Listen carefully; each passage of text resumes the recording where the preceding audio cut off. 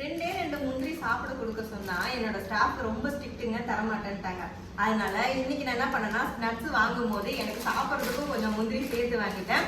முந்திரி மட்டும் இல்ல, நம்மளோட ஸ்டாஃப்க்கு, என்னோட பாப்பாக்கு எல்லாருக்குமே வந்து ட்ரை ஃப்ரூட்ஸும் நிறைய வாங்கிட்டு வந்திருக்கேன். இதை வச்சு இன்னொரு ப்ராடக்ட் நான் ரெடி பண்ண போறேன். அது என்னங்கிறது அப்புறமா அப்டேட் பண்றேன்.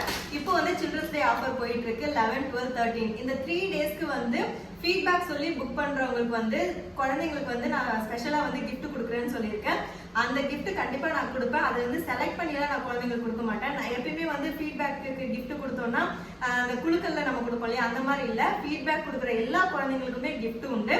ஆனா ஆர்டர் பிளேஸ் பண்ற எல்லாருக்குமே கொடுங்கன்னு சொல்றீங்க. அது வந்து ஆர்டர் ஒரு 50க்கு மேல போயிட்டு இருக்கு. அது எல்லாருக்குமே கொடுக்க முடியுமா, பாசிபிளான்னு எனக்கு தெரியல. அதை நான் யோசிச்சு பார்த்துட்டு உங்களுக்கு அப்டேட் பண்றேன்.